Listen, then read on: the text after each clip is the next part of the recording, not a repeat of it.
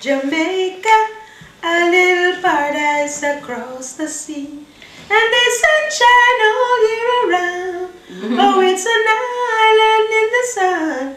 Oh, it's a sin to be so far from this island in the sun.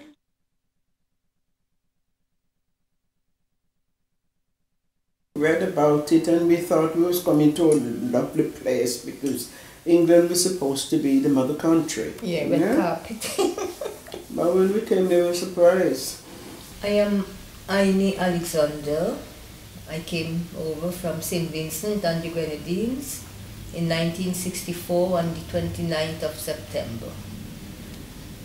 And when I came here, it was a lovely day like this, very sunny, but I was freezing, and I was still freezing.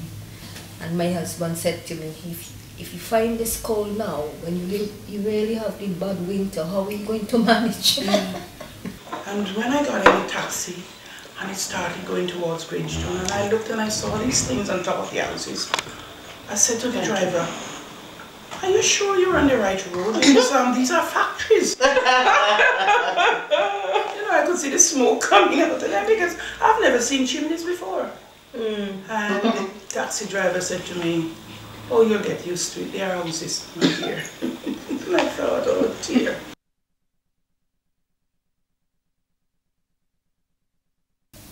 I couldn't understand how so many tenants lived in one house. I expected to be one tenant lived in one house, but I didn't know it was like 3 or 4 people. So it was very strange. Very old houses, damp. Couldn't open the window ledge was all wrapped. So many people live in one house, the front door. So many people coming through because the place was rented out by rooms. Yes. Oh yes. Yeah, rooms, and we never really have a kitchen. We have a stove on the landing, and we punch the money to cook and things. And I just couldn't. I was really homesick because I couldn't understand that someone lived next to you and you don't know them. And I came with purpose, as I said, my dad was here, and I came with the purpose of going into nursing. To be quite honest, I mean, if you're in the West Indies and you're coming to England, it's you look at it as an opportunity.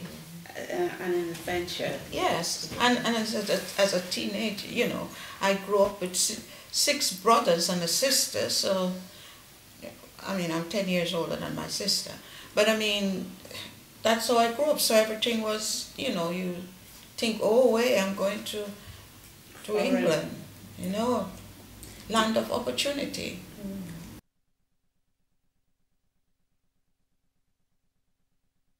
The first thing that hit me was the cold weather. And to tell the truth, the youngest time I miss Antigua is like last week when it was Good Friday. What did you miss? And August. When they have the carnival. I don't go in the carnival because I don't like people jam up themselves to me. And they had Dukana.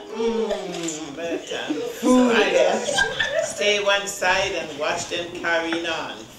And the youngest time I don't like here is when the snow comes down. I think it should only be a postcard.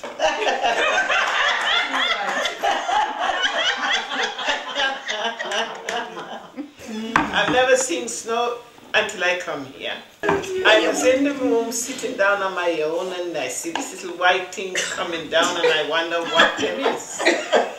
And I have a cousin comes along and I say, what those white things is? Manna. And he says, those white things is snow. I said, snow? Oh, it's lovely. He said, that's what you think? Oh boy. Oh, but I mean... Well, of course, but as I said, I wasn't involved with that, because I think around about the same time they wanted people for America, didn't they? they wanted people from America to work there as well. And a lot of men went over to work in the plantation. Oh yes. Because my husband, he was supposed to go, but they were going by alphabet. And from A down to, and his surname is M. So by the time as they reached there, that lot went off and they were supposed to come back. He was on the waiting list, but they didn't. You know, they stopped there. Because all his life he was a tailor, his hands were too soft. That's why he wasn't called up. Because they said his hands were too soft, he wouldn't be able to do the hard work in the plantation. That's why my dad didn't go to America.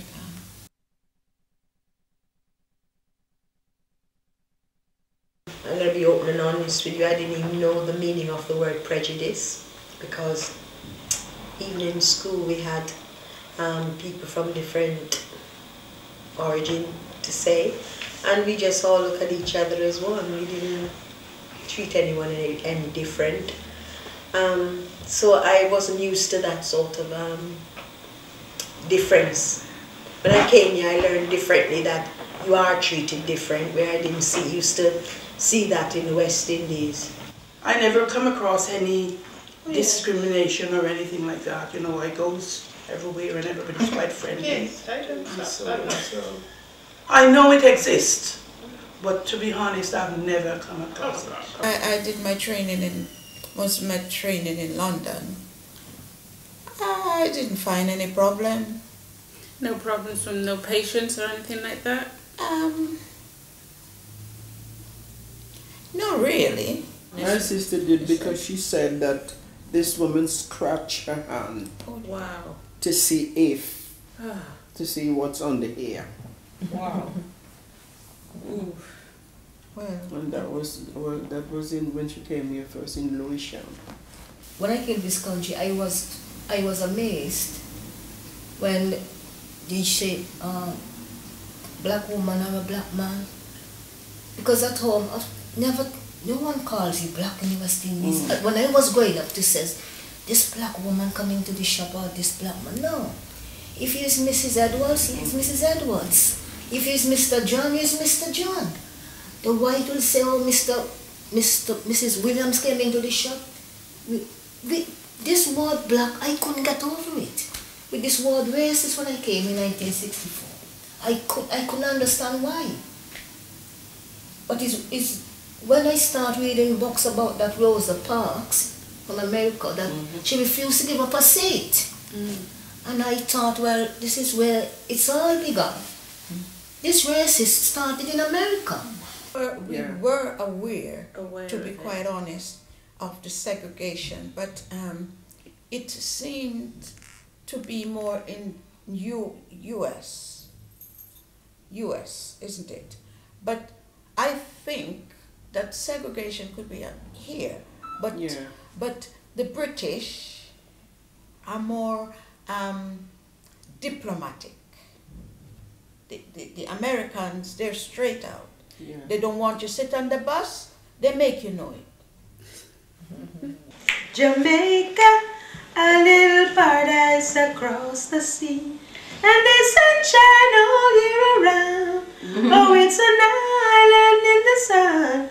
Oh, it's a sin to be so far from this island in the sun. It may not be that far off like the place where I am, but there's no time to waste, 'cause there's no place like home, and especially, when it's a home like mine. But Jamaica, Jamaica, the island in the sun.